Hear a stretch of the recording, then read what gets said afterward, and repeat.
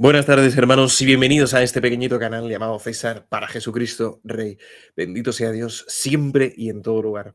Estoy muy contento de traeros esta entrevista, una entrevista extensa, en exclusiva, una entrevista verdaderamente única, como vamos a poder ver. Muchas gracias de verdad por todo el apoyo que está recibiendo el canal últimamente. Y es que nos acompaña en este primer programa, en esta nueva serie del canal llamada El invitado de honor, nos acompaña el catedrático en Historia Contemporánea, don Javier Paredes Alonso, que está aquí al otro lado de la cámara con nosotros. Buenas tardes, don Javier, ¿qué tal Buenas estamos? tardes, César, buenas tardes. Bueno, muchísimas gracias por acompañarnos y por tener el valor de estar en este canal, que ya lleva un tiempecillo en YouTube, pero que pretende continuar. No por ello ¿Por se qué cansa. por qué dice usted el valor? ¿Cómo?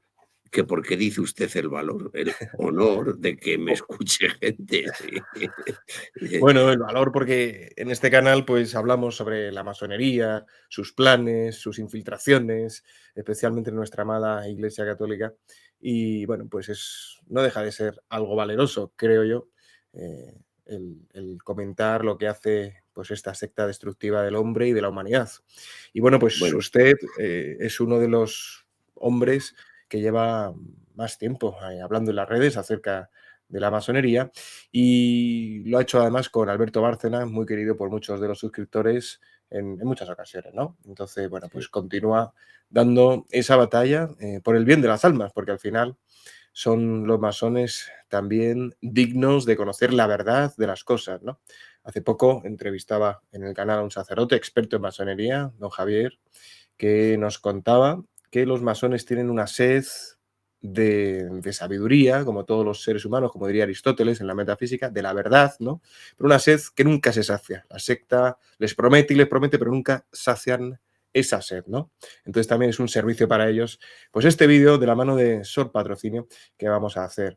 Y bueno, antes de nada me gustaría presentar un poquito al invitado de hoy porque no es cualquiera, ¿eh? Tuvo la gentileza de regalarme uno de sus últimos libros, que es esta biografía de Sor Patrocinio, la cual podéis adquirir fácilmente bueno, pues en la página web de su editorial, que es la siguiente, es la que os muestro en pantalla, ¿eh?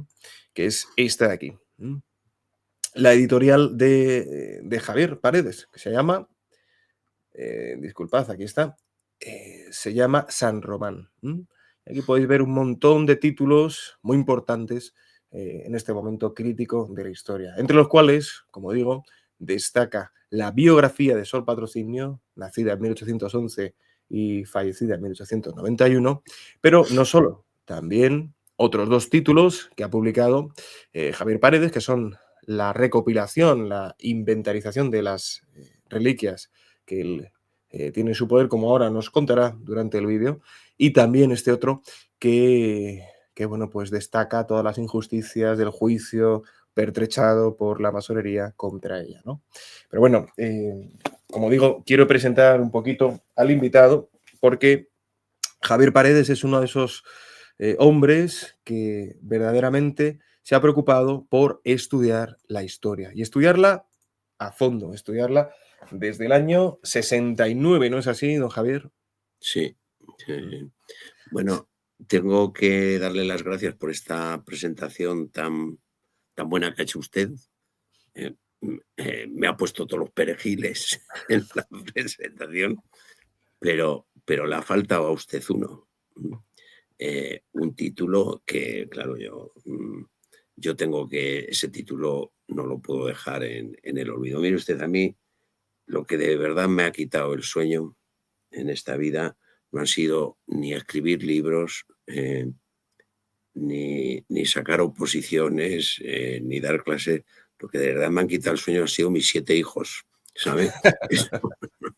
Entonces, ese es un mérito que cuando no se me dice, digo: "Oiga, ese perejil es mío, ¿eh? O sea, Sí, sí, sí, sí. póngamelo ahí esa medalla, no me la quite, ¿eh?". O sea que porque es que no me ha Ese, dormido bien ni uno, los tíos, o sea, una cosa tremenda, ¿no? Entonces, eso han sido como, yo qué sé, cuántos, muchísimo tiempo sin dormir seguido, ¿no? Tremendo. Bueno, O pues, sea pues que ahí está. al Mm. título de catedrático de historia tendríamos que añadir el título de Pater Familias. Pater Pater Familias, familia. Muy tremendo. bien. Pues nada, ha escrito libros tales como Santos de pantalón corto, Al cielo con calcetines cortos, Las llagas de la monja, Sor Patrocinio el convento de Caballero de Gracia, Las llagas de Sor Patrocinio que veíamos antes. Y bueno, pues muchísimas más publicaciones. Es columnista semanal en el periódico Hispanidad, ¿no? Decano de la prensa digital de España. Bueno, en fin, experto en historia religiosa, ha colaborado también, ha sido el director, mejor dicho, del Diccionario de Papas y Concilios de la editorial Ariel, ¿no? Una publicación muy destacada. Y bueno, pues podríamos seguir, ¿no? Nace en el 51, se licencia en la Autónoma de Madrid en el año 75, ¿eh? En el año 76, pues comenzó a ser profesor agregado por oposición del Instituto Nacional de Bachillerato de Quintanar de la Orden. En el 77 se incorpora a la Universidad de Navarra como profesor encargado interino, donde se doctora en Historia Contemporánea en el año 81 y en el 83 ganó las oposiciones de profesor adjunto de la Universidad de Historia Contemporánea Universal y de España y se incorpora a la Universidad Pública de Alcalá de Henares, la ciudad de Cervantes, en la que ha permanecido hasta el año 2021, ya 40 años. disfrutando del periodo de júbilo tras el periodo de laboro. Bueno, pues este es el hombre que nos acompaña por la gracia y la misericordia de Dios y gracias a su hijo, uno de esos 7 que le quitó el sueño, al que mandamos Que un es abrazo desde seguidor aquí. suyo. Sí, Papá, el bueno de tienes que ir Pedro. al programa de César para Jesucristo. Sí, sí. Bueno, ¿Quién pues es César para Jesucristo? bueno, Mira, te pues voy a enseñar un vídeo para que vayas y tal. Y ahí va Pedrito, que es un... y gracias a él, sí, es gracias a él, porque sí, sí. no te conocía, pero gracias a él es el... es Y un- gracias a la Virgen, porque fue en Garabandal donde coincidimos hace tiempo ya, él y yo, y él me saludó amablemente, muy amablemente, y bueno, se ve que es un muy buen hombre, ¿no? Un muy buen hombre de esos que no quedan muchos, lamentablemente, en este mundo tan enloquecido. Una locura y una enajenación que vamos a intentar diagnosticar y de alguna manera, Dios mediante, sanar un poquito por medio del conocimiento de Sor Patrocinio, uno de esos personajes impresionantes de la historia reciente y contemporánea de España, que además vivió en todo el siglo XIX, nace en el 1811, como nos contará ahora Javier, y fallece en 1891, es decir, que es que ella es testigo de este siglo tan destructor de la fe católica en nuestro país. Entonces, bueno, Además tenemos un guioncillo, sí. estuvo metida, y yo no sé cómo se lo apañaba. Claro, para los historiadores la biografía es interesante, eh, no solo por la vida del personaje, sino por el encuadre que tiene en el contexto histórico de su época. Y es que esos patrocinio está en los puntos claves de la historia de España y de Francia. Por Ujú, ejemplo, Sor Patrocinio, por poner de un ejemplo, durante el exilio, sale corriendo de París en un coche, y en la plaza de la Vendée se sube un revolucionario, estamos en la Comuna, que mira, y ese es el que asesina después al arzobispo de París. Y de, joder, pues también hasta en la Comuna de París estuvo presente, ¿no? Es increíble. Y por eso, eh, vamos a ver, Sor Patrocinio es una figura excelente y un modo también de enmendar la versión que tenemos del siglo XIX. ujú, ujú, Hay un personaje galdosiano. mm, eh, Galdós entra muy bien leyéndolo, pero yo recomiendo a los lectores que tengan en cuenta que Galdós es un maniqueo. ¿Mm? Cuando uno se pone a leer, resulta que los los defectos de los liberales en Galdós son simpáticos. Las virtudes, vamos, es que entras en éxtasis. Sin embargo, los que no son liberales, las virtudes son antipáticas, ¿no? Ya los defectos son abominables, ¿no? Bueno, pues Galdós tiene un personaje que se llama Juan Santiuste, que era un liberal radical donde los haya. Y se empeñó en escribir una historia de España en la que los liberales ganaban, se imponían a los que no eran liberales, a los absolutistas, ¿no? Y entonces el hombre empieza a escribir y, claro, tiene que empezar a enterrar vivos y a desenterrar muertos, porque, claro, si tiene que ganar, tiene que resucitar a Riego para que viva, tiene que enterrar. Y de tanto enterrar a uno y desenterrar a otros, le suena, ¿verdad? Le suena, ¿no? Acaba loco.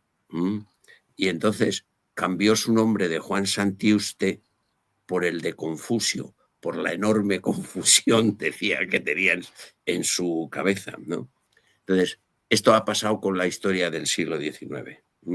Nos han vendido una versión que hay que enmendar en muchos puntos. Y a mí, desde luego, la biografía de Sor Patrocinio me ha servido para entender mejor el siglo XIX.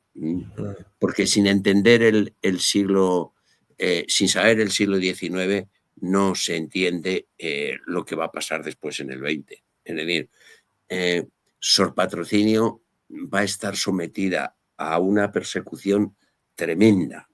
Claro, si tú piensas que en España todo el mundo en el mes de mayo hacía las flores de María, pues no entiende después por qué cuando llega la Segunda República se desata la persecución religiosa.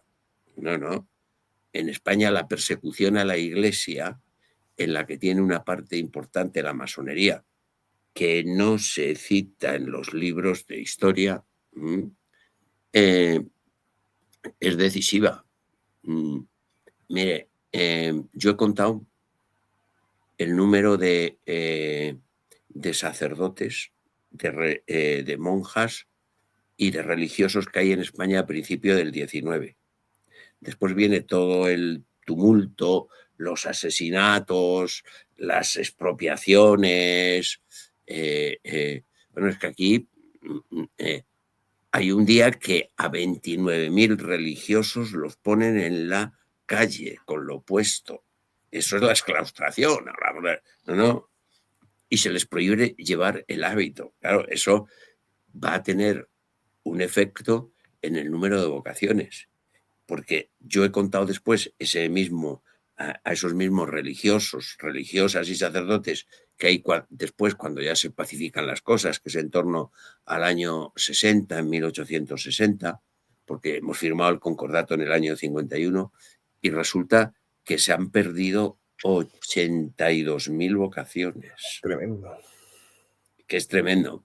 Pero por centrarnos en el caso de Sor Patrocinio, claro, Sor Patrocinio, que tiene una vida religiosa de 60 años, desde que ingresa en el convento hasta que se muere, 20, que se dice pronto, un tercio de su vida religiosa se lo pasa en los exilios y en los destierros. Ojo, claro, un destierro, dice, vete a Baeza. Bueno, en el siglo XIX no había AVE, se lo recuerdo a los espectadores. Cógete un coche con 2 mulas, métete en el coche y vete a Baeza. Bueno, son tan duros que en uno de los exilios en Francia mueren 2 personas que la acompañan. O sea que no era ninguna broma estar desterrado. Y después vete a un sitio y que te acojan. Bien, ¿y cuál es el problema? El problema es que Sor Patrocinio es un milagro viviente. Sor Patrocinio recibe los estigmas en las manos, en los pies, en el costado y en la cabeza. Es decir, es la pura imagen de Jesucristo. Y además es algo que no se puede permitir en el siglo XIX. Es un milagro viviente. Vamos a ver. Todo el tema, y si no se entiende esto, no se entiende la historia contemporánea. Todo el tema de la historia contemporánea y de la crisis de nuestra cultura es por no entender la realidad del hombre. O sea, ¿qué es lo que había dicho nuestra cultura occidental durante 800 años? Pues que el hombre es una criatura de Dios redimida por Jesucristo y que la providencia divina nos conserva. ¿Cuál es la ruptura que se produce en el siglo XVIII en la Ilustración? Dice, no, no, no. El hombre ya no le vamos a concebir como una criatura de Dios, sino como un ser autónomo. Claro, una criatura, yo esto se lo explicaba a los chicos en clase, ¿no? Dice, ¿qué es un ser dependiente? Pues una criatura. ¿Yo de quién dependo? Del decano. El decano me pone un horario y las clases son los lunes, los martes y los jueves, pero no los viernes. ¿Quién es un autónomo? Pues el señor que tiene un taxi que hace el horario que le da la gana. Ese es el tema. O somos criaturas con referencia a la trascendencia o somos seres dependientes. Y para cifrar todo esto, para hacer todo este montaje, se dice, no, porque aquí hay unas leyes, la naturaleza es la que nos guía y entonces las leyes de la naturaleza. Y por lo tanto, la gran crítica de la Ilustración es al milagro. Claro, fíjese que incluso en algunos libros de texto que yo he visto a lo largo de estos tiempos, incluso hechos por editoriales religiosas, te dicen, bueno, en España hubo una ilustración que no era deísta, pero era la ilustración cristiana que solo criticaba el milagro. ¿Cómo dice usted? La crítica del milagro es la crítica de Dios. Si usted critica el milagro, en el fondo lo que está criticando es el poder de Dios sobre la naturaleza. ¿Y cuál es el problema de Sor Patrocinio? Porque es un milagro andante. Es un milagro andante. Yo cuando estuve en Roma tuve ocasión de entrevistarme con el relator de la causa de los santos, ¿no? Y un capuchino, un hombre de Dios. Yo cuando estaba con él me recordaba al Padre Pío, ¿no? Y yo le pregunté, bueno, ¿y a usted qué le parece esto que se critique? Porque no le dejan en paz a Sor Patrocinio, que le critiquen que tenía las llagas. Y me dijo una frase que es tumbativa. Dice, profesore, los signos de santidad externos a algunos les resultan muy molestos. Claro, ver a Sor Patrocinio con sangre en las manos, con sangre en la estal, es un milagro andante. Entonces, la santidad lo que te recuerda es que somos de Dios y que no somos, y que nuestro fin es ese. Yo lo explicaba en mis clases de Alcalá. El fin, en la primera clase, para que los chicos supieran con quién se estaban jugando los cuartos. Y mire ustedes, yo pienso que el hombre es una criatura de Dios y como el fin de la historia es el fin de cada hombre, yo les voy a decir que el fin de la historia no es la grandeza del imperio o de la corona, la unidad del partido, no. Los católicos moderaditos en España piensan que hay que dejar los principios para no dispersar el voto y cambian el lema ese de fuera de la Iglesia no hay salvación, por fuera del PP ya no hay salvación, ¿no? Y entonces dice, no, el fin de la Iglesia tampoco es el fin de la historia tampoco es la unidad del partido. El fin de la historia es que el hombre sea plenamente hombre, que vuelva a Dios, que sea santo. Y si la corona, el partido, el sindicato, la empresa, la cátedra, el deporte impiden ese fin, lo que hay que hacer es cambiar la corona, el partido, el sindicato, la cátedra, el deporte, y no al revés, ya que hemos hecho la tarea al revés. Y esta es la lucha que hay en el siglo XIX y este es el rechazo que hay de Sor Patrocinio. Mire, yo a Sor Patrocinio, usted me corta si me enrollo, porque estamos acostumbrados los catedráticos a que no nos tosa nadie y entonces, además de soberbios, somos muy vanidosos. Pero usted, dígame. Levantaría la mano en ese caso, ¿eh? Y se acerca a ese momento, pero continúe. Mira, yo me encuentro con Sor Patrocinio por primera vez cuando estoy haciendo la tesis doctoral. Mi tesis doctoral es la biografía de un personaje importante, ministro de Hacienda, entre otras cosas, de Isabel II, que se llama Pascual Madoz, que fue el que hizo la ley de desamortización de 1855. Lógicamente eso me obligó a estudiar todo el reinado de Isabel II. Y ahí se me aparece por primera vez Sor Patrocinio. Y se me aparece de manera sorprendente, ¿no? Dicen que el origen de la filosofía es la sorpresa. Sí, ahí está Pascualito, mi amigo. Mi amigo.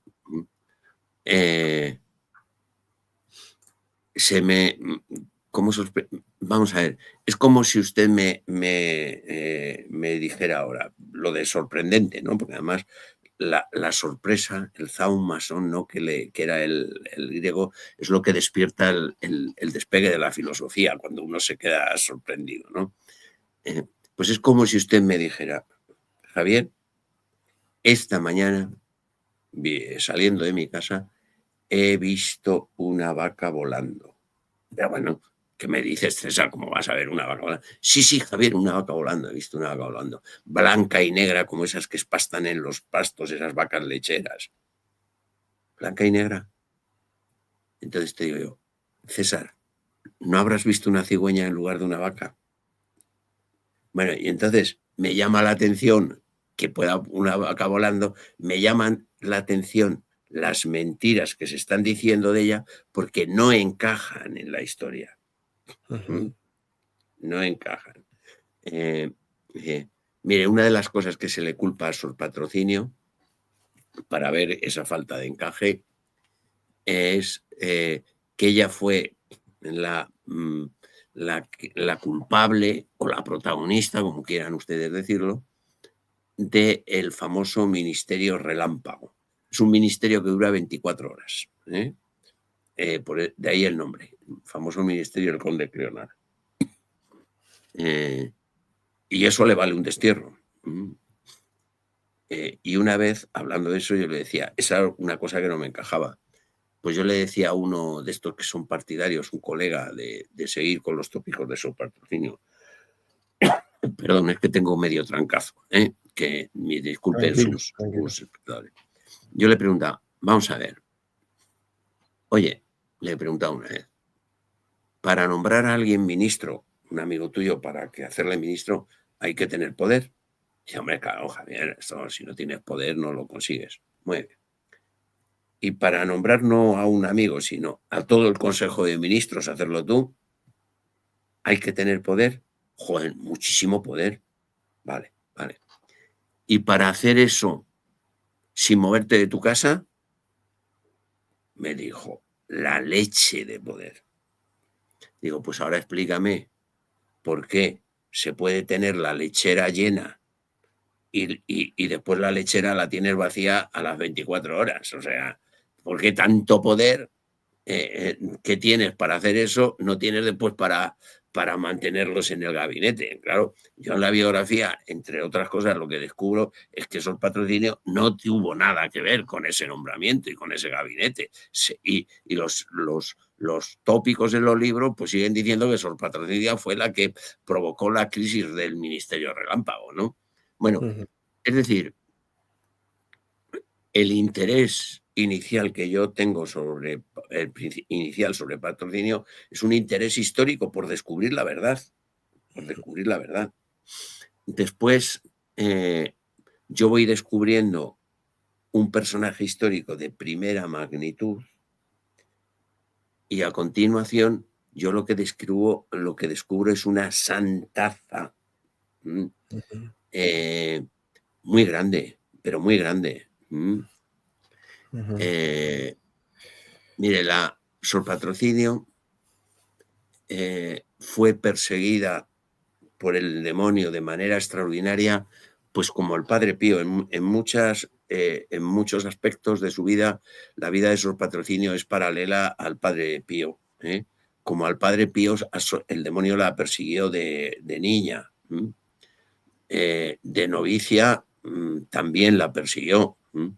En una ocasión, en el convento de Caballero de Gracia, ya hablaremos de él, hizo estallar una olla. Ahí está. Esa es la maqueta de Madrid y ese es el convento. En primera línea está la iglesia y con el huerto. Esta es la calle Caballero de Gracia. No sé si la estoy señalando con el ratón. Y esta es la calle San Miguel, que después de una reforma a principios del siglo XX, donde algún masón debió intervenir y no le pareció bien lo de San Miguel, a los del Mandil lo de San Miguel no les gusta, no, no les gusta nada. no les gusta, y le pusieron Gran Vía. Esta es la calle Gran Mm, Vía. Bueno, ujú. pues, pues entre otras persecuciones ahí en ese convento, intentó ahogarla en una letrina, metiéndole la cabeza en la letrina, ¿no? Bueno, Madre de Dios.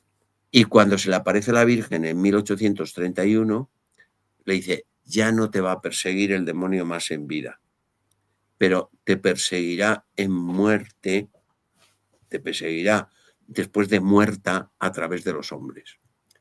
¿Por qué tiene interés? ¿Qué interés puede tener el demonio en perseguir a alguien después de muerta cuando, desde un punto de vista con un símil futbolístico, a partir del minuto 90, si no hay minutos de descuento, se acaba el partido? Y Ujú, claro, si mientras se van los jugadores al vestuario, uno de un equipo coge un balón y mete gol, ese gol no vale para nada, ¿no? O sea que ujú, ujú. dice, ¿qué interés puede tener en perseguir a una persona después de muerta, cuando esa persona después de muerta está en el cielo, en el infierno o en el purgatorio? Ya no hay, se acaba el partido. Pues tiene un interés, porque la vida santa de esta mujer eh, puede influir en las personas y hacerles mucho bien y encaminarles hacia la santidad. Entonces, por eso interesa echar basura sobre ella, porque Sor Patrocinio, para que me entiendan los oyentes, es bueno, es una persona que leyéndola te lleva a Dios, ¿m? Mm, Porque es una mística, como yo digo, al alcance de todos los bolsillos. Le voy a decir, digo, y que me perdone San Juan de la Cruz, que es el poeta más grande que hemos tenido y tal, que me perdone por lo que voy a decir, pero yo, cuando San Juan de la Cruz, que también era un místico importante, dice eso de volé tan alto que le di a la caza alcance. Pues buenas tardes, San Juan de la Cruz, que me queda igual que estaba, ¿no? O sea, que me perdone. Bueno, a lo mejor hay alguno entre los oyentes que entiende eso y de, pero qué ceporro eres, Javier. Bueno, pues sí, soy muy ceporro. Yo lo de que volé tan alto, bueno, más o menos intuyo por dónde va, pero no lo entiendo. Eso. Sin embargo, fíjese que es una mística al alcance de todos los bolsillos. Pues, o sea, Sor Patrocinio. escribe una novena que yo recomiendo, la novena de la Virgen del Olvido, en la que cada día de la novena, en los 9 días, va recordando un olvido de la Virgen. Hombre, está ahí la novena, sí, en la página sorpatrocinio.es, que dirijo yo, esa página, le agradezco que lo diga, está la novena a la Virgen del Olvido. Bueno, ella va recordando cada día un olvido. Y en un momento dado escribe lo siguiente: bendito olvido el que tuviste de tu misericordia. Fíjese, deje ahí fíjese el año de edición, 1834, lo cual quiere decir que Sor Patrocinio solo tiene 24 años. Y por lo tanto, si está impresa, pues como mucho lo escribió con 23, teniendo en cuenta que Sor Patrocinio nace en San Clemente, que no hay colegio, que está en plena guerra de la independencia. Dice, ¿cómo puede escribir estas maravillas una chiquilla de 23 años? Bueno, bueno, a lo que vamos. Cada día va recordando un olvido. Y en un momento dado dice, bendito olvido el que tuviste de tu seguridad para estar en el Calvario. Dice, anda, pues me cuadra. Si al Señor le estaban crucificando, cuando la Virgen apareció allí, le tuvieron que decir a nuestra Madre la Virgen de todo menos bonita. Y ella sigue diciendo, dice, claro que estabas allí y te olvidaste de tu seguridad para estar al lado de tu hijo en sus últimos momentos. Bueno, bien. Y continúa, dice, y también estabas allí para ofrecerle a tu hijo por nosotros. Y ahora viene la mística que yo sí que entiendo, porque soy muy zaporro. Dice, entonces, si te olvidaste de Jesús por nosotros, ¿a quién quieres más? ¿A Jesús o a nosotros? Eso sí lo entiendo. Eso sí lo entiende todo el mundo. Eso sí te mueve el corazón para acercarte a Dios. Claro, ella dice, por supuesto, quieres más a Jesús porque por eso no le acercabas. Pero el a quién quieres más, a Jesús, a nosotros, es lo que les hemos dicho a nuestros hijos de pequeño, ¿a quién quieres más? ¿A mamá o a papá? Ese es el lenguaje que llega. Y eso es lo que explica la persecución del demonio de Sor Patrocinio. Ahora, si quiere, estoy hablando muchísimo, don César. Se va a llevar usted la matrícula de este año, porque sí, claro, o sea, no me interrumpe, no hace nada. Y la matrícula ya sabe que es la opción del profesor y tal. Entonces, pues nada, se lleva usted la matrícula, la tiene asegurada. Pero sea usted un poco travieso, interrumpa, diga, que si no... No, bueno, tenemos aquí un guioncillo, pero le estoy dejando explayarse porque lo cierto es que está contando pues un poquito el resumen de una manera cuasi anecdótica, ¿no? De por qué Javier Paredes, doctor en historia, está interesado en la figura de Sor Patrocinio, contándonos algunas ¿Y por anécdotas qué, sobre ella. César, y por qué estoy interesado desde hace 40 años? De hace 40 años, Es efectivamente. decir, si fuera, si fuera una persona de poco fuste, pues a los 4 meses dice, mira, chico, ya has dado de sí todo lo que tenía. No, no, es que cada año me iba sorprendente. Sí que yo he hecho otras cosas a la vez, entiende, pero en los últimos 10, 12 años no he hecho otra cosa que ir a archivos y Sor Patrocinio. Ya no he escrito otros libros y tal. Mientras escribía otros libros, pues la dejaba ahí en segundo plano y tal. Nunca la he abandonado. Pero los 10, 12 últimos años, pues dedicado a investigar y a escribir sobre ella, ¿no? Sí, es verdad que, claro, pues tenemos así como, pues ya os digo, un guión y creo que va a ser bueno entrar en ello porque nos va a ayudar a ordenar todas estas ideas. Porque lo cierto, para el que no lo sepa, es que, fijaos, a principios del siglo XIX, la Compañía de Jesús llevaba unas décadas suprimida. habiéndose cometido pues toda esa injerencia masónica en la corona española también. Fue Carlos III el que instó al papado a esa supresión, y en esos años la secta hizo verdaderos estragos en toda Europa. Orquestó la independencia americana. Sabéis que Estados Unidos es un país masónico desde su fundación. 13 de los miembros firmantes de la Carta Constitucional lo eran.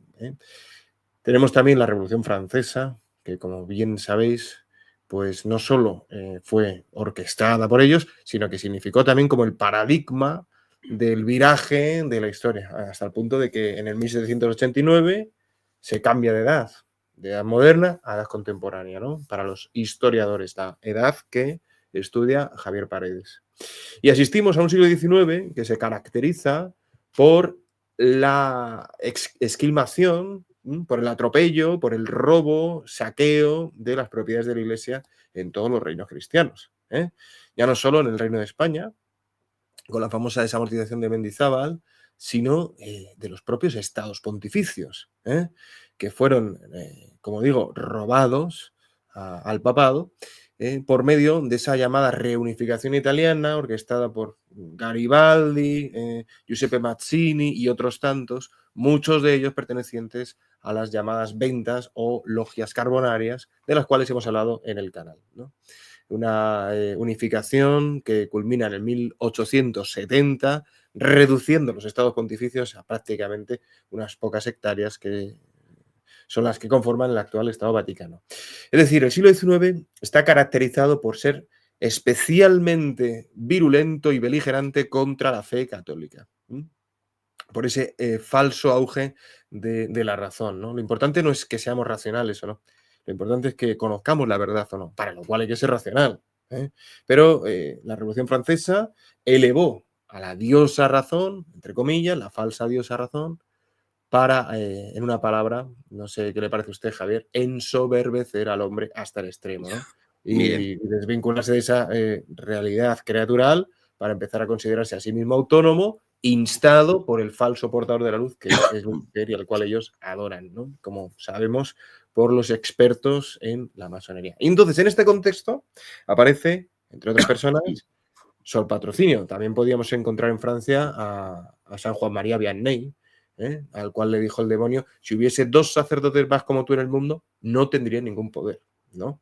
Y hay otras figuras muy destacadas, pero es verdad que el caso de Sor Patrocinio es especialmente paradigmático porque en ella se aglutinan muchas realidades sobrenaturales, como son no solo los estigmas, también el don de profecía, también una sabiduría y una ciencia infusa totalmente prodigiosa y sobrenatural.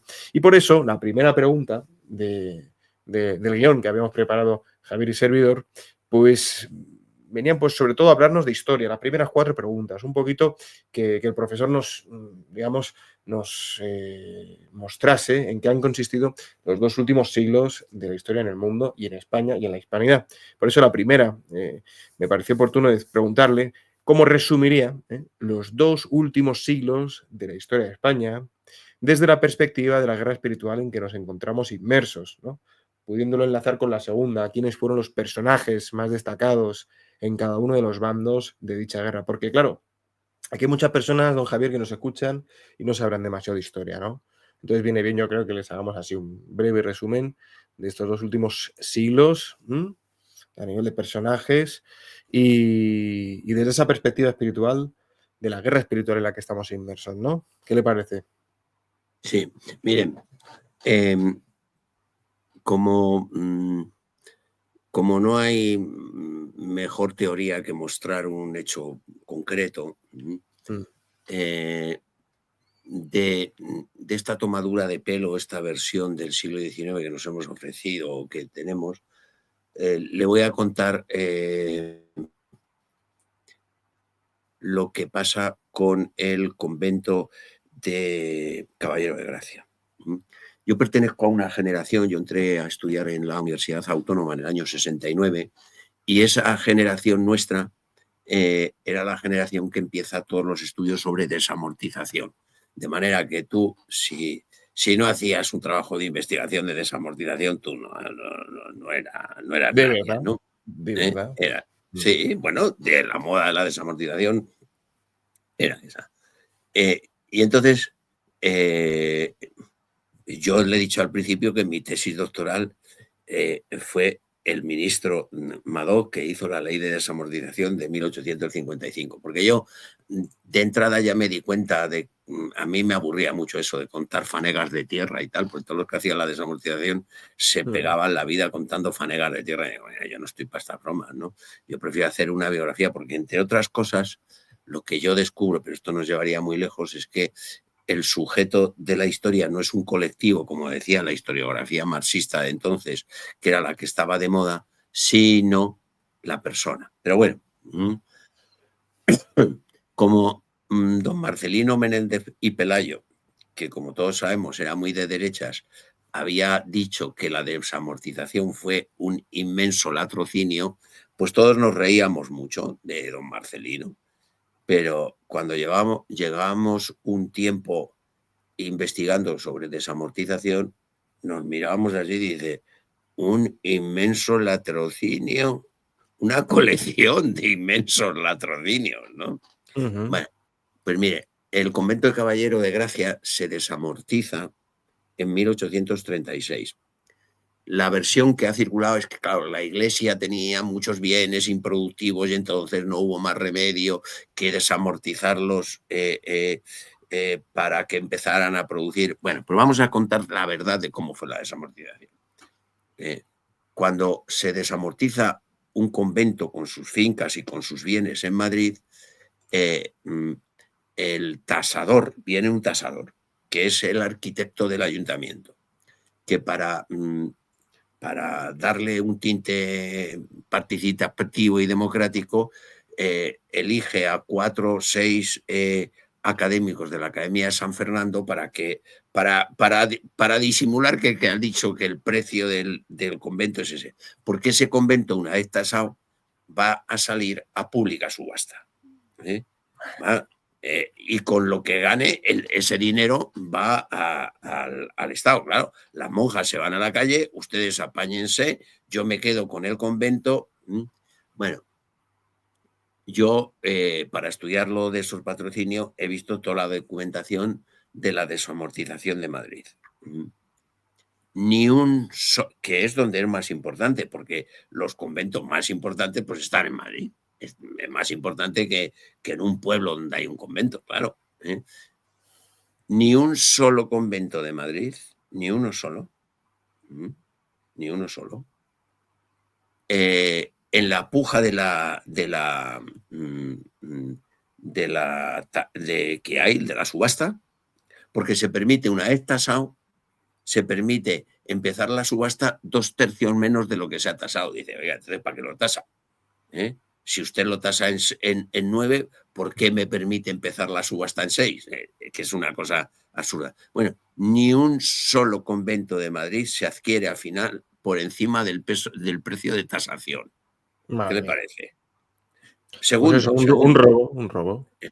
un inmenso latrocinio. Segundo, existe el caso de un convento que se lo queda el tasador, el arquitecto del ayuntamiento, que lo ha tasado. Ujú. Y se lo queda por debajo del precio que lo ha tasado él. Dice, bueno, mire usted, esto ya es descarado. O sea, usted lo tasa, después va a la subasta, se pone de acuerdo con unos amigos para que no pujen y se lo lleva por debajo del precio de tasación. Bueno, pues el convento del Caballero de Gracia, oiga, que estaba en un sitio estupendo de Madrid, se lo lleva un testaferro, es decir, una persona que está tapando, entre otros, al Marqués de Remisa. El Marqués de Remisa, en el siglo XIX, para el que no sea muy experto en el siglo XIX, es como ahora en la Liga el Madrid y el Atleti, ¿no? Que una semana es líder el Madrid, otra el Atleti, vamos así y tal.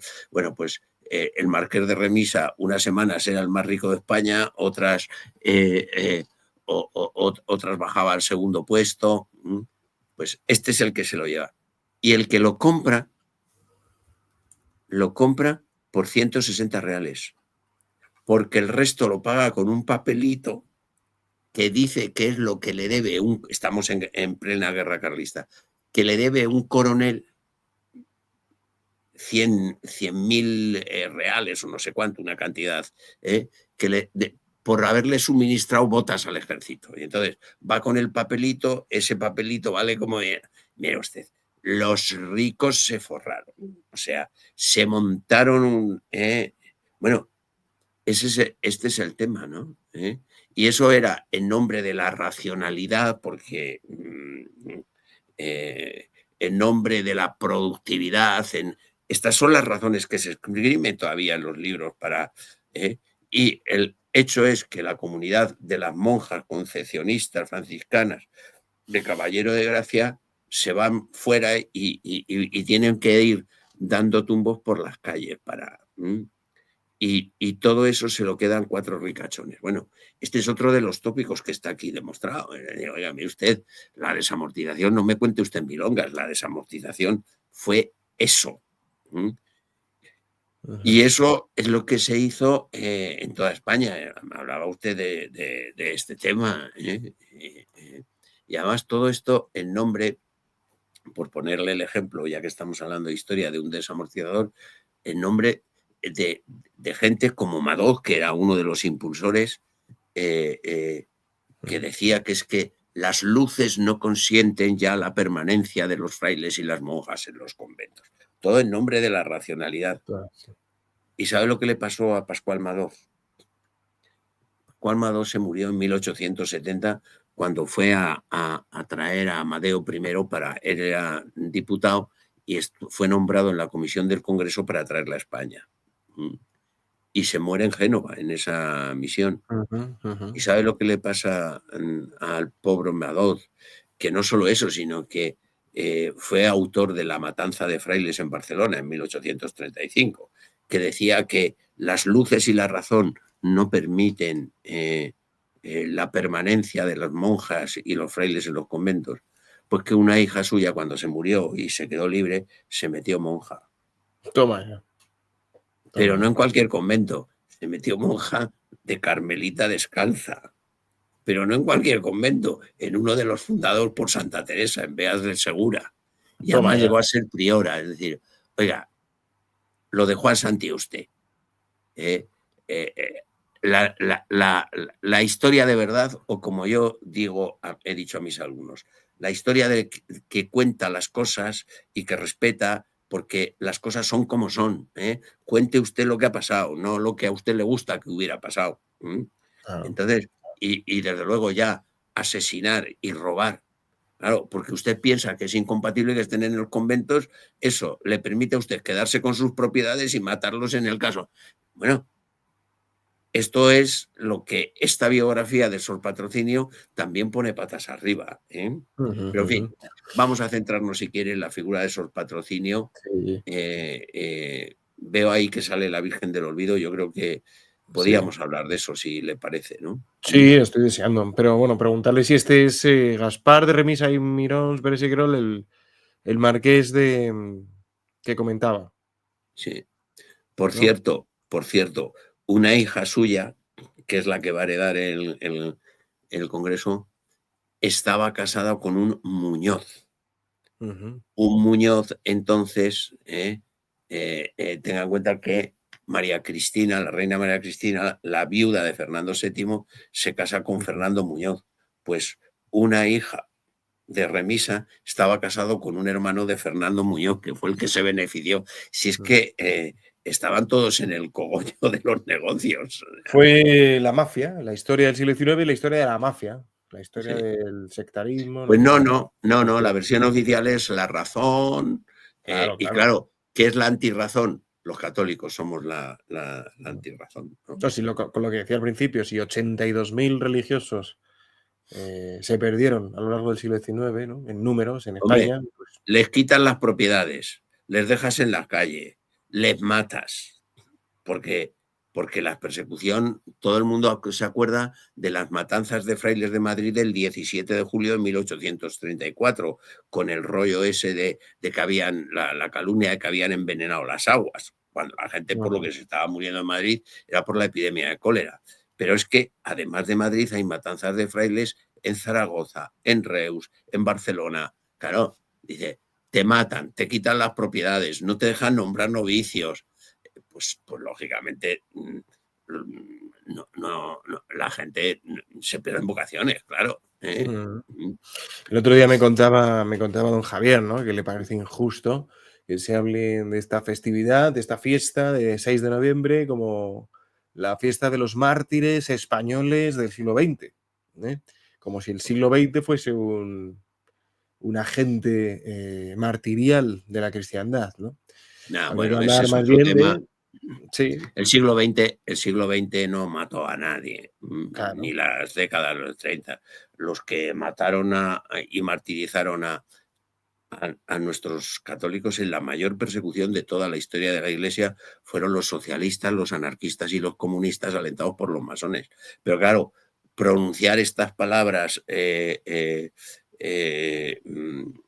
ahora mismo, pues hombre, ahora que estamos de buen rollito con el gobierno, estas palabras no quedan muy sinodales, ¿no? Pero bueno, no vayamos por ahí, que si no nos desviamos de Sí, su patrocinio. Pero pero claro, bueno, no se quejen ustedes de que haya una ley de memoria histórica cuando ustedes están ocultando la realidad martirial de nuestros mártires, llamándoles mártires del siglo XX. Eso es una cobardía, hombre.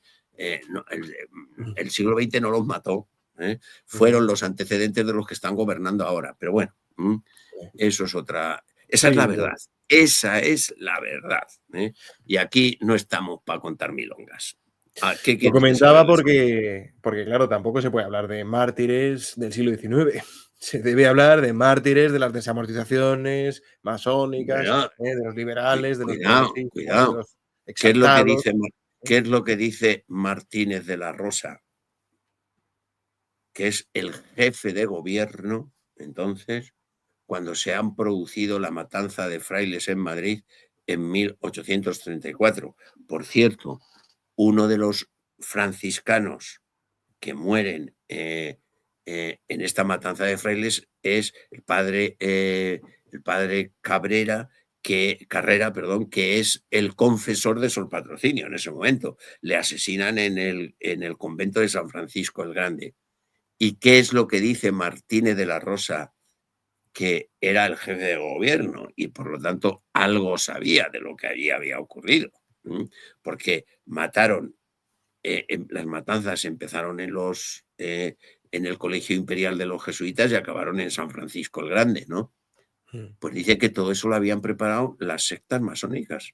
Esto es lo que dice Martínez de la Rosa, que era el presidente del gobierno. Las matanzas de frailes de Madrid, los responsables son la masonería, según Martínez de la Rosa, que siendo presidente de gobierno alguna información tendría, ¿no? Ujú, Bueno, ujú. y Bueno, pues vamos a entrar ya un aspectos poquito de concretos, si quiere, lleno.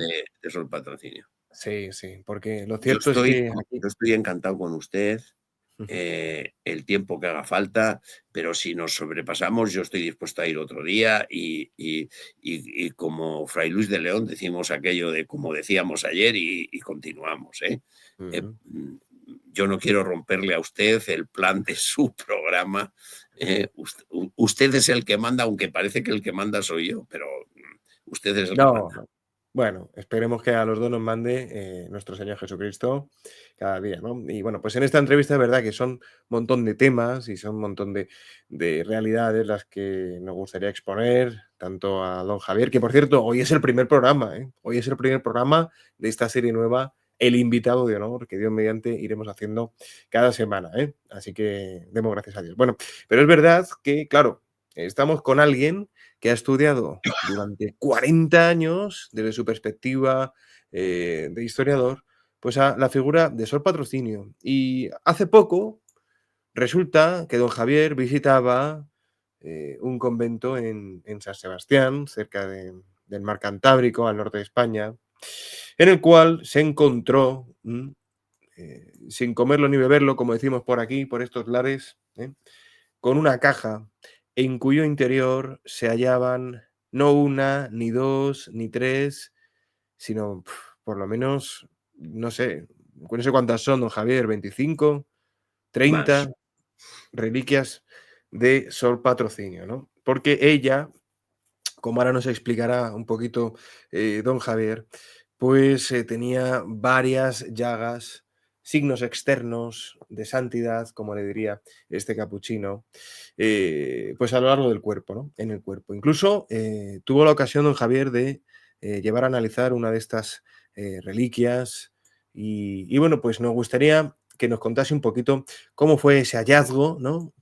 Cómo se sintió Sí, y cómo es que ahora están en su poder estas reliquias de sí. una manera tan, diría yo, sinceramente, don Javier, milagrosa, milagrosa, porque tal y como está a día de hoy el estado de las cosas, especialmente de nuestra amada Iglesia, pues yo le doy gracias a Dios de que una persona como usted pues sea quien custodie estas reliquias para el futuro, para el presente y para el futuro. ¿Qué pasó? ¿Qué pasó por aquí? Mire, eh, yo he ido detrás y por todos los sitios por los que estuvo Sor Patrocinio. Y Sor Patrocinio, que la reina le ayudó a hacer muchos conventos. Yo sé que Sor Patrocinio funda o reforma 19 conventos y los llena de clausura. Y a mí, uno de los conventos por los que no había ido fue el de Cristóbal Legui, que es un barrio de San Sebastián, porque la, mm, mm, el afán continuo de Sor Patrocinio era, algunos la acusan de que se metía en palacio, no estuvo nunca en palacio, de irse de la corte y dice, déjeme usted, dice, ayúdeme usted, le decía a la reina en una carta, a fundar un convento lejos de la corte, en Galicia o en las provincias vascongadas, claro, ya no había más lejos estaba el mar, ¿no? Y por fin consigue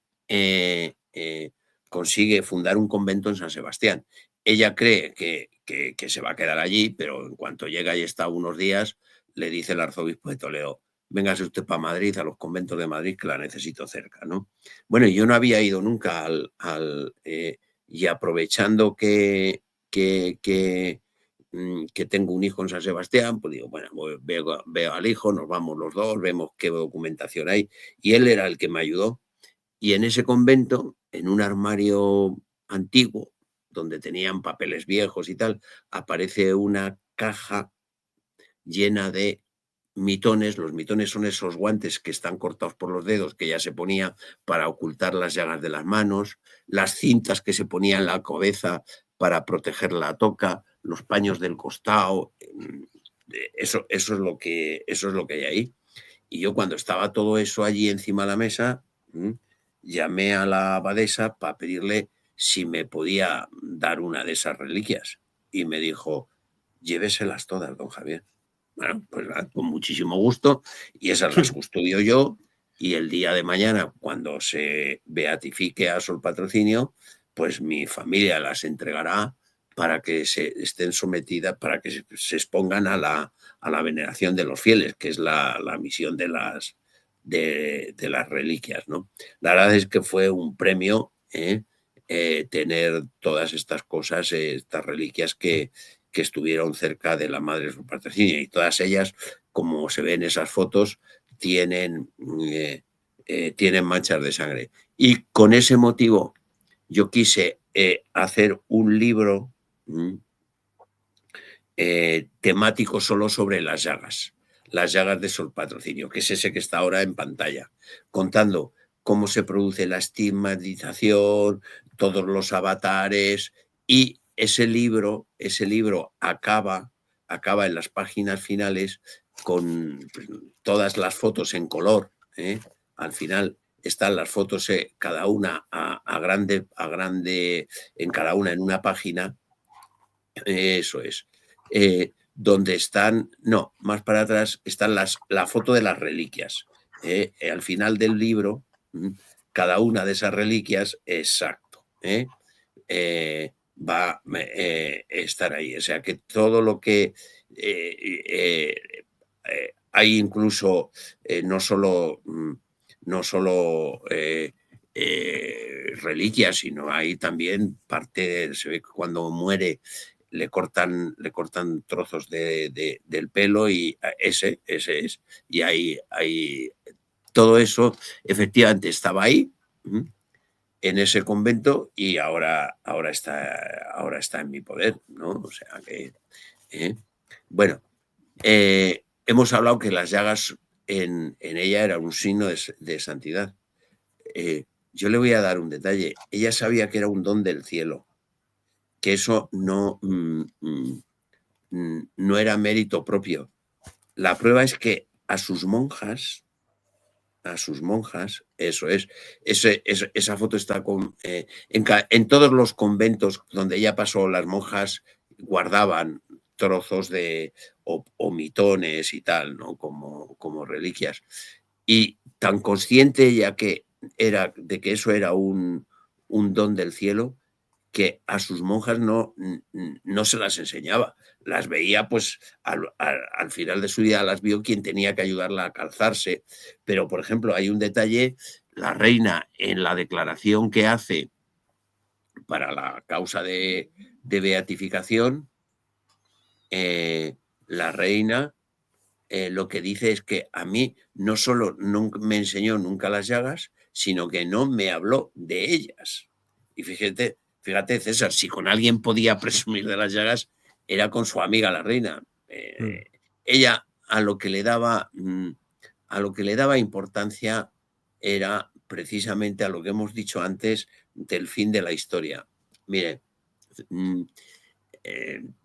usted conoce ese dicho, usted y sus espectadores, que te dicen, si tú estuvieras en una biblioteca donde estuvieran todos los libros del mundo que se han escrito y de repente se provocara un incendio y solo pudieras sacar un libro, ¿qué libro sacarías tú? Bueno, pues siguiendo ese símil, yo diría, después de haberme leído tantísimas cartas, miles, porque ella escribió muchísimo, muchísimas cartas.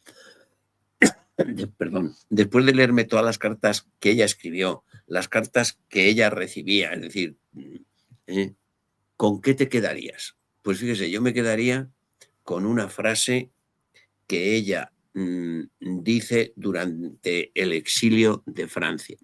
En 1868, los revolucionarios expulsan en la famosa Revolución de Septiembre a Isabel II de España, y ella, que es la amiga de la reina, el cardenal de Toledo, de quien depende, porque la diócesis de Madrid no hay diócesis hasta final del 19, es decir, Madrid depende del episcopado de Toledo, del arzobispado de Toledo, y el arzobispo de Toledo le dice, váyase usted de España, porque la revolución han ido contra la reina. Bueno, y de la noche a la mañana, efectivamente, razón tenía el arzobispo, porque a todas las monjas de su convento, en el año 68, las ponen en la calle. Y entonces ella, desde Francia, pues las va organizando un poco, y tiene una monja con la que se entiende y le dice, oye, pues mira, ahora tengo más desahogo porque he encontrado una casa, puedes mandarme otras 3 más. A fulanita, pues en lugar de que se venga a Francia, pues que se vaya con sus padres que todavía viven para que pueda vivir y comer.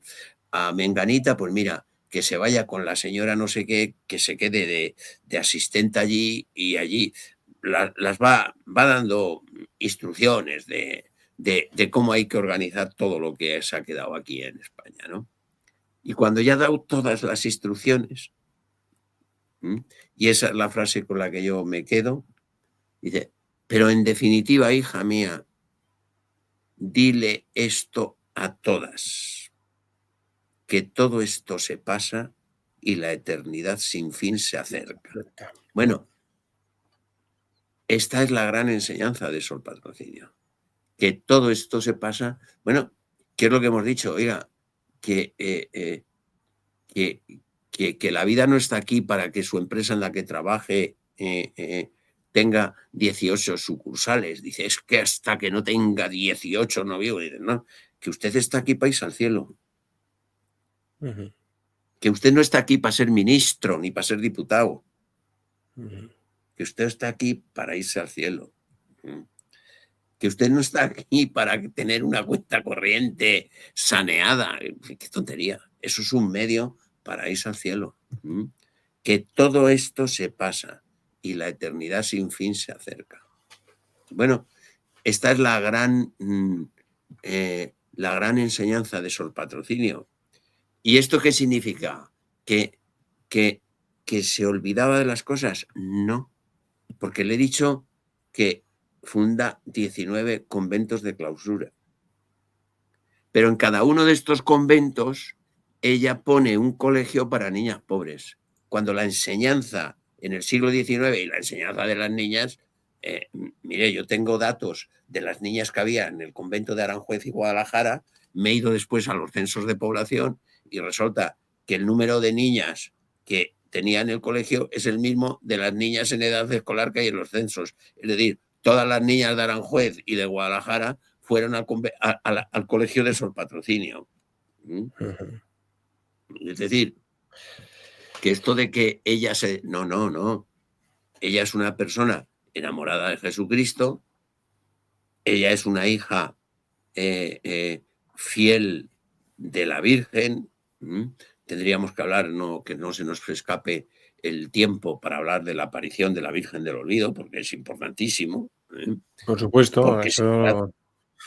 es que se trata de la única aparición aprobada que hay en España en el siglo XIX y XX, en la edad contemporánea, donde Ujú, además la Virgen se le presenta como, le dice, yo soy vuestra tierna y amorosa madre. Por ujú. cierto, la Virgen se aparece en el convento de Caballero de Gracia el 13 de agosto de 1831. Fíjese qué casualidad. También la Virgen en Fátima se aparece los días 13, Ujú. pero no puede aparecerse el 13 de agosto en Fátima porque los niños están presos están presos en Ajustrel, ¿no? Pues se apareció en Madrid en agosto, el día 13. Y en un momento dado, en el éxtasis, fíjese lo que hace, lo que hace la Virgen. Eh, Sor Patrocinio en ese éxtasis que ella lo cuenta, en un momento dado le dice, pero ¿no ves cómo está la España? Porque ella ha tenido ya la visión de que van a matar a los frailes. ¿No ves cómo está la España? Le dice la Virgen. Entonces la Virgen coge un paño, en ese éxtasis ve como la Virgen del Olvido coge un paño, lo mete en la llaga de Jesucristo, lo empapa de sangre y después de empaparlo con sangre, rocía a España con la sangre de Jesucristo. Es decir, eh, nuestra patria, la España, que entonces es también la España al otro lado del Atlántico, por si nos está viendo alguien, es decir, eh, todo ese territorio donde los españoles llevamos la fe al otro lado del Atlántico, América, está rociada por la sangre de Jesucristo en la aparición de la Virgen del Olvido. Eso es ¿eh? impresionante, don Javier. Además, estamos hablando de una aparición que goza de aprobación pontificia. Gregorio XVI la prueba. Por cierto, si usted ve, es lo mismo, o sea, la Virgen hace lo mismo, entre otras cosas, porque la misma, que en la visión de los pastorcitos de Fátima, que recogen la sangre de Jesucristo en jarras de cristal y la esparcen y rocían. Es Ujú, decir, que es igual. Bueno, ujú, hace poco en un artículo firmado por el director del periódico donde yo escribo, ujú, Hispanidad, le pedí al cardenal de Madrid que coronase a la Virgen del Olvido. ujú. Oiga, es la única aparición que en la edad contemporánea tenemos aprobada por el Papa. Corónole a usted, porque eso nos vendría muy bien para fomentar la devoción a la Virgen que tanta falta nos hace. Sí, sí, sí, Por sí. eso aprovechó también su canal para pedir esa coronación de la Virgen. Ujú, Claro que sí. ujú. Bueno, pues en la Virgen del Olvido se presenta como nuestra tierna y amorosa madre. ¿M? Ahí es nada. ¿M?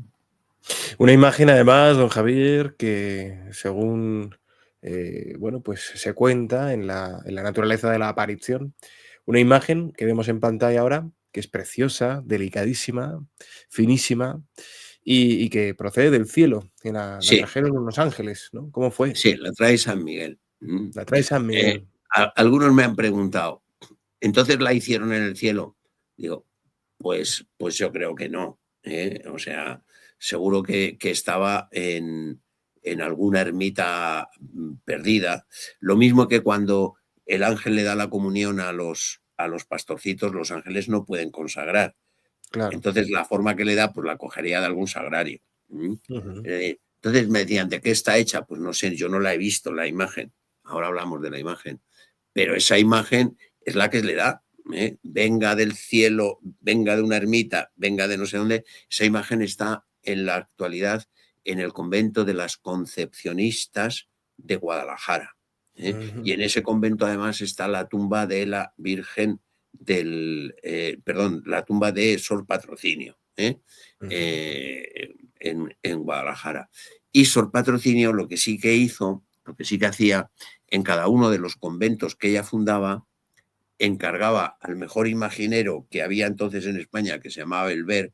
Belver tiene una imagen que muchos reconocerán cuando se la diga. Es muy famosa porque ha sido reproducida en muchísimas estampas, que es la imagen que hay de la Virgen en el convento de los capuchinos del Pardo, que es la Virgen Divina Pastora, que está sentada con ovejitas y tal. Ese es Belver. Y Belver en cada uno de los conventos hacía una copia para la Virgen, para ese convento. Y ahí se quedaba, ¿no? ¿Mm? ujú. Bueno, pues esa es la Virgen del Olvido, a la que está dedicada esa novena, de la que ese es Belver. Ese es Ajá. Belver. Era un imaginero buenísimo, ¿no? Sí, ¿Eh? sí. Y Una ella, advocación preciosa, ¿eh? La Divina preciosa, Pastora preciosa, es una advocación preciosa, que encierra grandes preciosa. misterios, entre ellos Y la además, divinidad de ella, María, ella de la que habla San mm, Luis María Griñón de Montfort. ella, por qué hacía esto? Porque ella que decía que para cera, es decir, para el culto divino, dice, todo es poco. ¿Eh? Y por eso ella no se conformaba con un imaginero cualquiera, sino que iba al mejor, ¿no? Ujú, Para cera todo es poco. Bueno, pues ese Belver es el que le hacía las imágenes. Por eso en los conventos que hay ahora, por ejemplo, en Blasco de Garay de Madrid, que es donde está la comunidad del Caballero de Gracia, cuando les expulsan en 1836, va dando tumbos las pobres de un convento a otro, de un sitio a otro, y por fin se instalan en Madrid, en la calle Blasco de Garay, donde sí que hay una reliquia muy importante. Hay en ese convento está el Cristo de la Palabra, el cuadro del Cristo de la Palabra. ¿Mm? ujú, Esta es una imagen de Jesucristo, es una imagen de Jesucristo que había tenido mucha devoción. Ese es el Cristo de la Palabra, ese es el Cristo de la Palabra. Había tenido mucha devoción. El convento del Caballero de Gracia se funda en 1603. ujú. Y en ese convento esa imagen había sido muy venerada, pero eh, eh, cae en el olvido y meten ese cuadro en un desván. Y un día que pasa Sor Patrocinio por delante de ese cuadro, escucha que el Señor le dice, cuídame tú, que mis esposas me han abandonado. Y entonces ella saca el cuadro y bueno, se lo empiezan a venerar y ese cuadro, que es un Cristo de unas dimensiones importantes, está en el convento de Caballero de Gracia, que como digo es la comunidad. Es decir, si usted coge a la abadesa del convento del Caballero fíjese, ellas se siguen llamando todavía el Caballero de Gracia por la calle, aunque están en la calle Blasco Garay de Madrid, que está cerca de la universitaria, ¿no? De la ciudad universitaria. Si usted coge a la actual abadesa de Blasco de Garay, de esa comunidad de concepcionistas, y va hacia atrás en el orden de sucesión de abadesas, se acabaría encontrando con Sor Patrocinio. Madre mía. Por eso, y ahí celebramos en Madrid los cultos de la Virgen del Olvido los primeros sábados de mes, que consisten en que desde las 5 se expone el Santísimo a la adoración, después se reza el rosario, celebramos la Santa Misa a las 8 y después cada uno para casa. Los primeros sábados de mes, ahí estoy yo en los cultos llevamos ya más de 10 o 12 años, ¿verdad? Todos los primeros sábados de mes. Les invito a sus oyentes a que participar, ya que vienen, si les viene muy bien. Qué maravilla, pues si Dios quiere, por allí iré Dios mediante también un servidor. Bueno, cuántas cosillas y no tan cosillas, ¿no? No me resisto, don Javier, a preguntarle acerca de esta imagen que vamos a ver en pantalla, que corresponde a la página 95 de un libro financiado y editado por la región de Murcia, la comunidad autónoma española de Murcia. Sabe de lo que le hablo, ¿verdad? Porque creo que merece la pena que hablemos de esto, ¿verdad? Es una de las muchas difamaciones que ha padecido Sí. Sor Patrocinio. Y bueno, se van a quedar sorprendidos sus espectadores, porque este fue una situación en la que yo estuve a punto de abandonar mi investigación sobre Sor Patrocinio. Se tambaleó, ciertamente, ¿no? Esto fue hace 10 o 15 años. Mire, Sor Patrocinio tuvo un confesor al que le faltaba la rectitud de intención, porque él hizo todo lo posible por acabar siendo confesor de Sor Patrocinio y lo consiguió, pero no con rectitud de intención. Él lo que quería es que de Sor Patrocinio dar el salto a Palacio. Él lo que quería era mangonear políticamente y de hecho desde que entró como confesor de Sor Patrocinio no hizo otra cosa. Bueno, y una vez la hizo ya tan gorda que creó un conflicto entre el Estado y la Iglesia. Y eso provocó que el arzobispo de Toledo, como hemos dicho antes, que era de quien dependía el monasterio, se presentase en el convento y le dijera: usted no vuelve a pisar este convento, fuera de aquí. Este era un franciscano que era el padre Godínez. El padre Godínez. Y a Sor Patrocinio le dijo: y usted, este señor, si se dirige a usted, no le vuelva a contestar, se acabó, fuera de aquí. Bueno, y a partir este franciscano la emprendió contra Sor Patrocinio y se dedicó a escribirle, pero es que con tal profusión de cartas, yo las he leído todas porque están en el archivo de Roma de la curia franciscana. Le escribía al superior general de los franciscanos poniéndole verde a Sor Patrocinio y al confesor que le sucedió. Y en una de las cartas, usted ha enseñado antes una foto, que es un libro publicado recientemente por un franciscano de Murcia, que se llama el padre Riquelme, que hace un estudio, este es el padre Riquelme, que hace un estudio de la orden de los franciscanos en el 19 y publica una carta de ese padre Godínez que le expulsó, y en esa carta, en un momento dado, se puede leer lo que está ahí, que dice que Sor Patrocinio y el confesor que le sucedió contrajeron mutua intimidad. Paréntesis, hablo en sentido carnal. Bueno, usted comprenderá que yo, después de leer esto, escrito por un franciscano actual, padre Riquelme, reproduciendo un documento del Archivo de lo General de los Franciscanos, que no es de una web antirreligiosa. Claro, me planteé decir, jope, ¿qué hago yo estudiando a Sor Patrocinio? Que tenía relaciones sexuales con el confesor. O sea, me entró una crisis. Sin embargo, había una especie de cosa, digo, joder, de todas maneras, no fue completa. Hombre, si hubiera sido completa hubiera abandonado el estudio, ¿no? Pero yo decía, ¿y por qué de esto no he tenido yo ninguna referencia, ninguna noticia? Con todas las calumnias que le levantaron a Sor Patrocinio, esto que tenía un fundamento real, ¿por qué yo hasta ahora no he sabido nada? Con todo lo que había leído, porque ya llevaban muchos años, ¿no? Sí, ¿por qué no se ha usado esto como leña del árbol En su caída, no? contra, cuando se estaban cosas que no tenían sentido. Ujú. Y se me metió en la cabeza una cosa de decir, tengo que ir a Roma porque en el archivo de los franciscanos tiene que estar la explicación. Y efectivamente, en el archivo de Roma encontré esa carta reproducida. ¿Qué es lo que decía? Que el confesor y Sor Patrocinio contrajeron mutua intimidad. Paréntesis. No, no, padre Riquelme, no hablo a sentido carnal.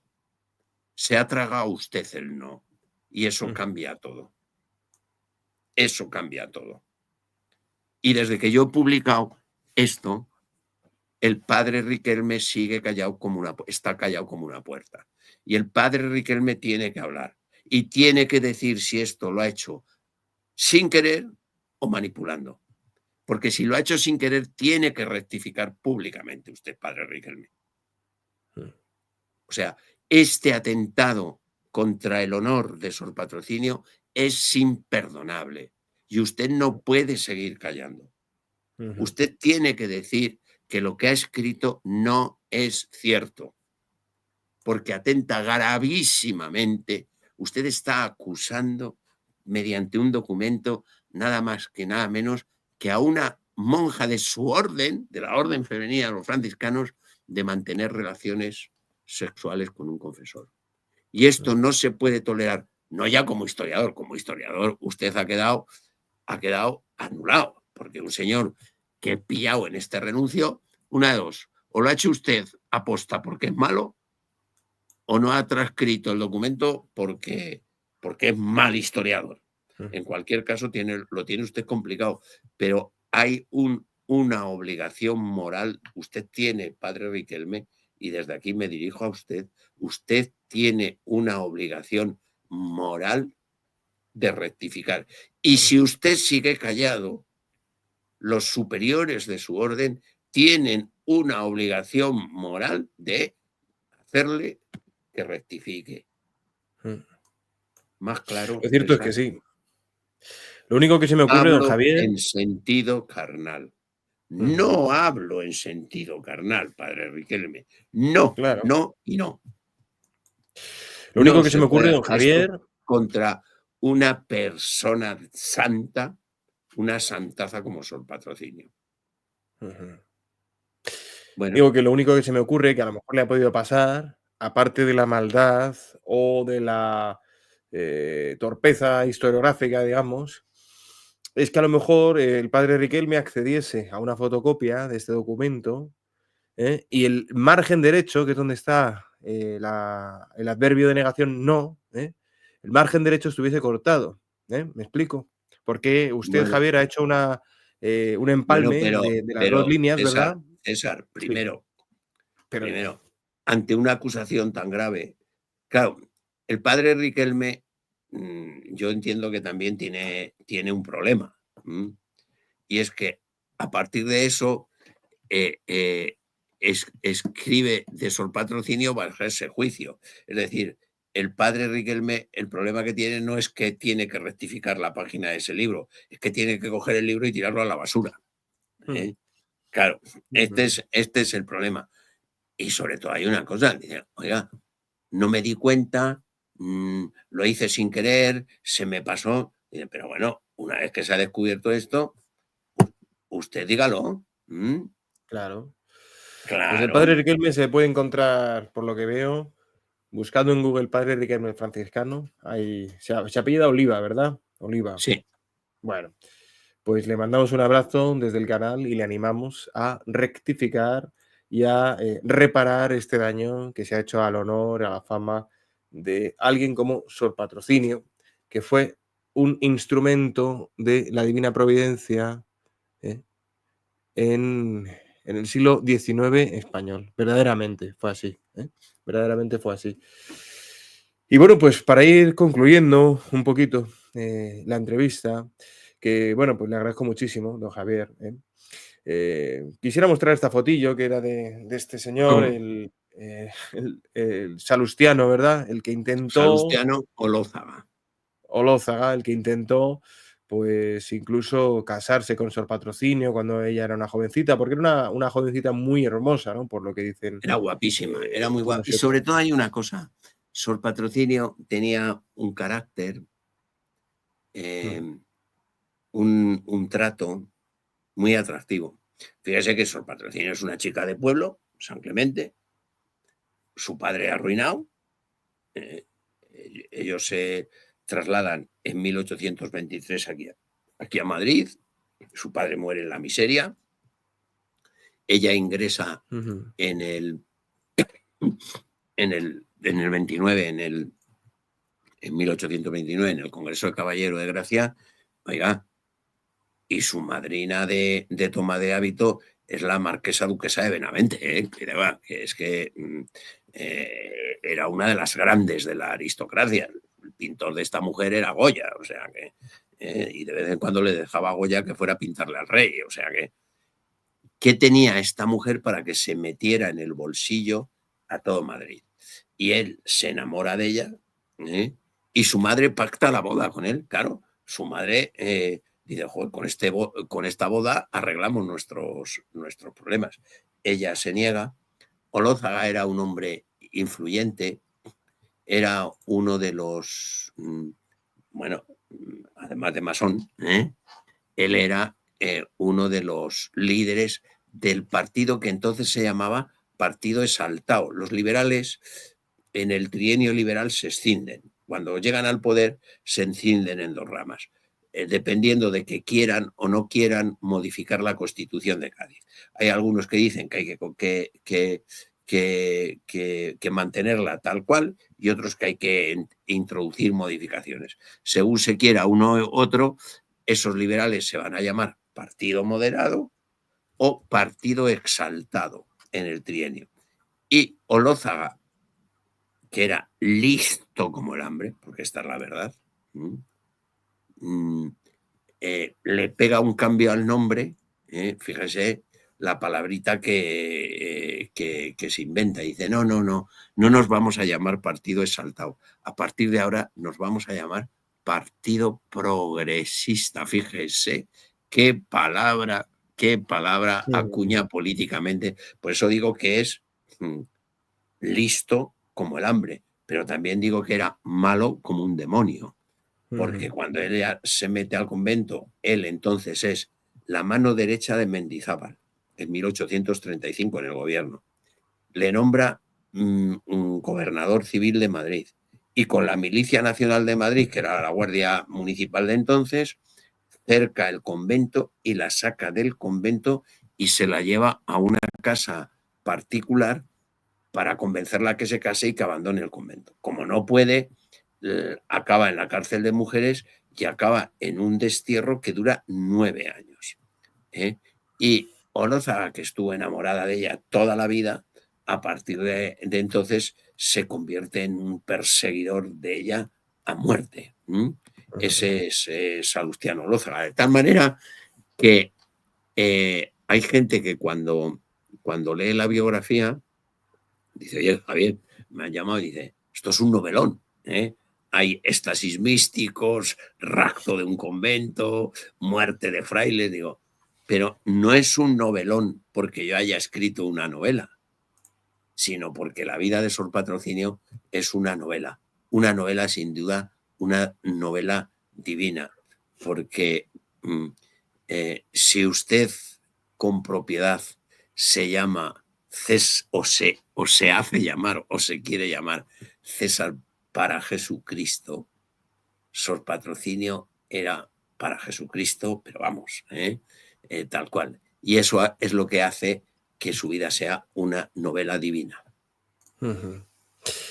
Pues muchísimas gracias, don Javier, por haberme regalado, porque el doctor tuvo pues la amabilidad y la generosidad de regalarme este libro y el de las llagas. Y cuando le pedí que me los firmara, por favor, me dijo que él tenía la costumbre de no firmar ningún libro hasta que se hayan leído, cosa que me ayudará a acometer sus lecturas, sobre todo esta que es digamos, iba a decir la novela, que no es novela, que es la historia de Sor Patrocinio, pero llena de unas experiencias dignas de una buena novela y desde luego también de una digna película. Cuántas vidas de santos y cuántas historias han sucedido en el siglo XIX dignas de ser cinematografiadas. Vamos a ir terminando. Le agradezco también muchísimo que se abra la posibilidad, bueno, pues, de volver a acompañarnos en otra ocasión. Podemos hablar de muchos temas. He visto, pues eso, que en su editorial llamada San Román, pues tenemos más libros. Bueno, pues usted, pues lo dicho, pues es alguien que lleva ya pues 40 años dedicados al estudio de la historia, o más, casi diría yo 50 en realidad, porque se licenció en el 74, ¿no? Y bueno, sí que me gustaría preguntarle para terminar, ¿no? Además de recordar a todos los que nos estén escuchando y animar a todos a rezar esta novena a la Virgen del Olvido, para pedirle gracias, para pedirle milagros. Bueno, pues es sin duda, creo, una de las grandes novenas que podemos rezar en nuestros días. Ya os lo digo, hermano, yo empecé a rezarla ayer y me impactó muchísimo, muchísimo el lenguaje, la profundidad que encierra, ¿no? Máxime teniendo en cuenta que eran 23 añitos los que tenía Sor Patrocinio cuando la redactó, ¿no? Pero sí que me gustaría preguntarle dos cosillas, ¿no? Dos cosillas. Un poco ya a modo de opinión, don Javier. Nada, usted La- pregunte, Ujú. como yo le decía a mis alumnos en clase, el que tenga una duda que me la diga, que yo se la amplío. Muy bien, muy bien. Usted Bueno, pregunte y ya veremos si puedo responder. bueno, nada, no tiene directamente que ver ni con Sor A ver, Patrocinio ni con el dígame. siglo XIX. Es un poco una pregunta a futuro vista, ¿no? Que sería, ¿qué papel cree usted que tiene España en este aparente o a todas luces evidente final de los últimos tiempos que estamos viviendo, ¿no? Porque tenemos toda una serie de mariofanías que nos hablan, que nos invitan a considerar estas realidades, esta escatología, y sobre todo en España, en el caso de Garabandal, de una manera muy singular, ¿no? Pero bueno, Bien. tenemos Fátima también. ¿Qué Bueno, papel un cree que día, tiene si quiere, España? hablamos de esto, Sí. pero usted me pregunta de España. Usted recordará que cuando en el primer viaje apostólico de, de Juan Pablo II, el acto europeo que tuvo en la Catedral de Santiago, gritó aquello de Europa, sé tú misma, vuelve a tus raíces. Si Europa tiene raíces cristianas, no le digo nada lo de España. España, sé tú misma, vuelve a tus raíces, ¿no? Ahora bien, usted me ha preguntado por qué papel tiene España. Yo le diría lo siguiente. Tenga en cuenta que cuando Juan Pablo II habla de Europa, está utilizando una metáfora, un tropo, como se llama, eso que es lo de tomar el todo por la parte, es decir, como cuando decimos van por el mar 4 velas, no van 4 velas, van cuatro barcos, o cuando decimos me he bebido un vaso de agua, un vaso, dice, me voy a tomar unos vasos, no son vasos, lo que te tomas es el líquido. Es decir, Europa sé tú misma, España sé tú mismo, es Pepito, Juanito, Mari Carmen, Julita, sé tú misma. Ujú. Entonces, ¿qué papel tenemos cada uno para revertir todo este tema y construir en España una sociedad cristiana? Pues cada uno que se interpele a sí mismo y que diga si él está luchando por el que el fin de su historia sea la grandeza del partido, de la empresa, del chalet que se ha hecho en las afueras de no sé dónde, o ser plenamente hombre, volver a Dios y ser santo. Ujú. Segunda pregunta. Sí. Segunda pregunta, un poquito atrevida, quizá, ¿eh? Bueno, por cierto, aquí vemos a Juan Pablo II visitando, como decía aquí don Javier, Santiago de Compostela en el año 89, junto al cardenal Suguía, Mm. en una foto que queda para la historia. También Benedicto XVI hizo lo mismo. Bueno, la última pregunta sería, ¿qué le diría don Javier en este momento a los masones que nos estuviesen escuchando o que nos llegasen a escuchar en esta entrevista? ¿No? ¿Qué le diría a los masones, don Javier? Eh, bueno, que primero, mm, que la vida sin Dios no tiene sentido, mm, que el hombre no es un ser autónomo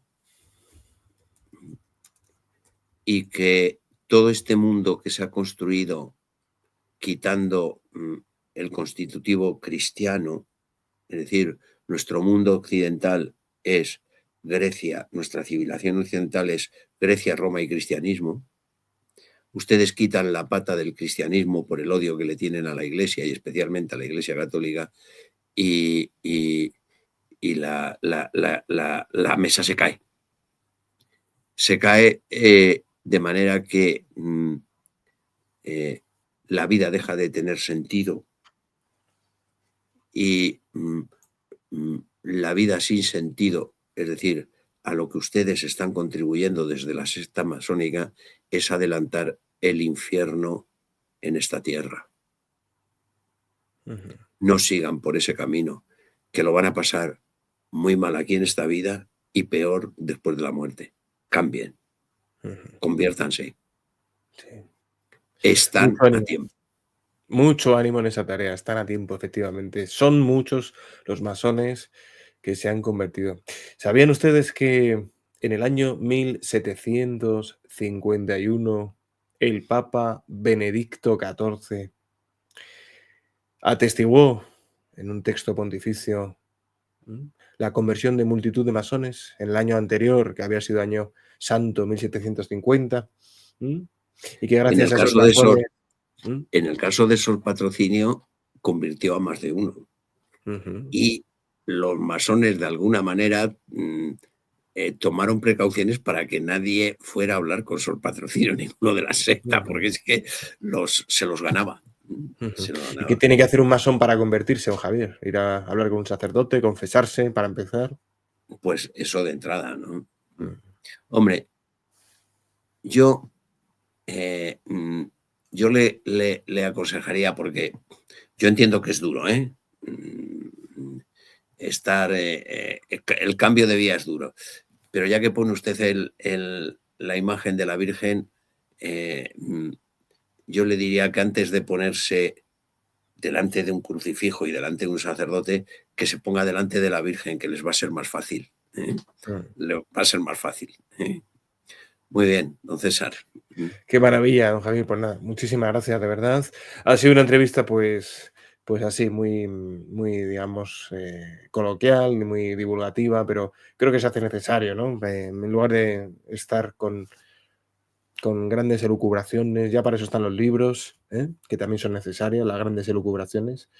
Pero bueno, me alegro mucho de que nuestros hermanos pues hayan podido conocerle, si no le conocían ya, que es difícil, y bueno, pues que puedan conocer también un poquito a Sor Patrocinio, a Sor Patrocinio, que no deja de ser pues una de las grandes de nuestra historia, de España, junto con, pues por ejemplo, podría ser una María de Jesús de Ágreda, ¿no? que todavía no Sí, está sin canonizada. ¿Cómo duda. está la causa de su patrocinio a todo esto, don Javier?